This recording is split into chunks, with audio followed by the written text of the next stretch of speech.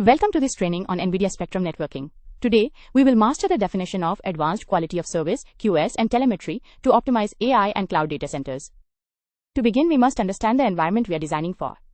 AI is a distributed computing problem where the network performance directly dictates job completion time. Unlike traditional TCP traffic, AI workloads rely on RDMA, which requires a lossless network fabric. The NVIDIA Spectrum X platform addresses this by tightly coupling the Spectrum 4 switch with BlueField 3 DPUs. This synergy allows us to move beyond standard Ethernet limitations, ensuring that high-bandwidth elephant flows typical of AI training are delivered with minimal jitter and zero packet loss. What did we learn? We learned that Spectrum X is not just a switch, it is a platform designed to solve the specific latency and throughput challenges of AI. In this flow, the AI workload generates massive data flows. These pass through the BlueField 3 Super NIC, which formats them for ROSI transport. The Spectrum 4 switch then handles this traffic using lossless mechanisms to ensure it reaches the compute node without drops. Simultaneously, the switch emits high-fidelity telemetry to monitoring tools like NetQ. Advanced QoS starts with classification. We must tell the switch how to treat incoming packets. Using NVUE, we configure the switch to trust specific packet headers, either layer 2 PCP or layer 3 DSCP values. We then map these values to internal switch priorities. For example, we might map DSCP26 to switch priority 3 for ROSI traffic. Once classified, these priorities are mapped to egress queues or traffic classes. This ensures that critical AI control signals don't get stuck behind bulk data transfers. What have we learned? Proper QoS begins with explicitly defining trust modes and mapping rules to classify traffic before it even enters the switch fabric. This diagram traces a packet's QoS journey. It arrives at ingress, where the switch inspects headers based on the trust configuration. It is then assigned a switch priority. This priority is mapped to a specific traffic class, which dictates which egress queue the packet enters for transmission. To maintain a lossless network, we utilize two key mechanisms. First, Priority Flow Control, or PFC. Unlike standard Ethernet POS which stops all traffic, PFC pauses only specific traffic classes, ensuring critical flows keep moving. However, relying solely on pause frames can lead to congestion spreading. This is where Explicit Congestion Notification, or ECN, comes in. ECN marks packets when buffer thresholds are crossed, signaling the sender to slow down before a drop occurs. We also configure the PFC watchdog to prevent pause storms from hanging the network. What is the important point here? A robust AI network combines PFC for immediate drop prevention with ECN for end-to-end rate control. This sequence shows the two-stage defense. When the switch buffer fills, it marks the ECN bit on the packet. The receiver sees this and sends a congestion notification packet, CNP, back to the sender to reduce its rate. If the buffer gets critically full before the rate reduces, the switch sends a PFC pause frame to immediately stop the sender. Static routing, like eCMP, often results in collisions for AIS massive elephant flows. To solve this, we define adaptive routing. The Spectrum switch evaluates egress queue loads and link utilization in real time, selecting the optimal port for every packet, not just every flow. This packet spraying technique ensures maximum link utilization across the fabric. While this can cause packets to arrive out of order, the BlueField 3 Super NIC handles reordering at the edge, making it transparent to the application. What did we learn? Adaptive routing moves US from static, collision-prone hashing to dynamic, utilization-aware packet spraying for maximum throughput.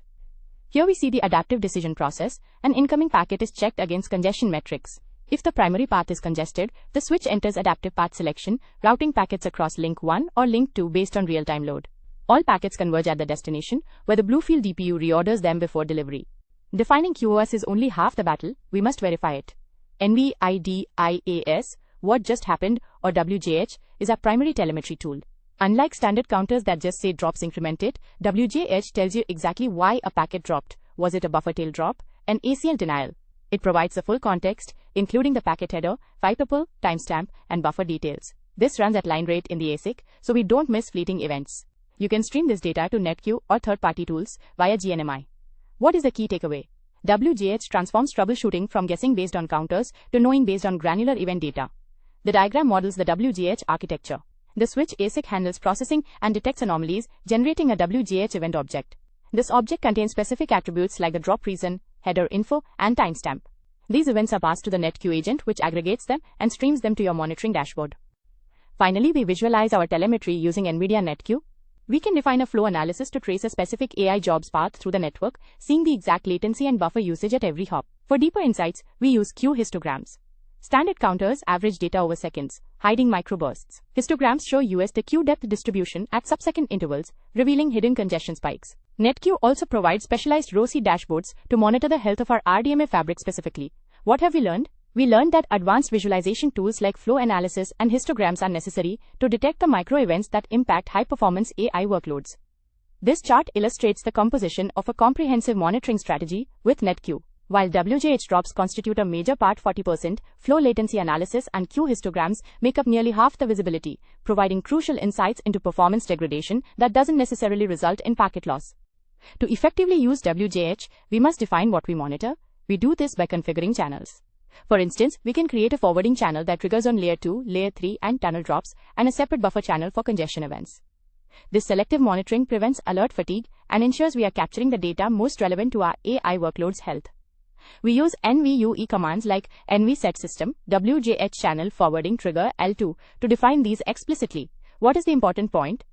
Granular channel configuration allows us to tailor telemetry to our specific operational needs. This flow shows the configuration hierarchy. The admin defines WJH channels. One channel focuses on forwarding logic with L2 per liter 3 triggers. Another focuses on congestion with buffer, latency triggers. Both feed into the WJH agent, which then selectively streams this organized data to the collector. To summarize, optimizing NVIDIA Spectrum networking for AI requires a dual focus on robust QoS definitions and deep telemetry. We must configure a lossless fabric using PFC and ECN to support RDMA. We should enable adaptive routing to fully utilize our links. And crucially, we must deploy advanced telemetry, WJH and NetQ to see beyond simple counters and understand the micro-behaviors of our network. By following these definitions, you ensure your infrastructure can support the immense demands of generative AI. Thank you for joining this training. Our final diagram brings it all together. Advanced QoS, built on PFC, ECN, and adaptive routing drives high performance.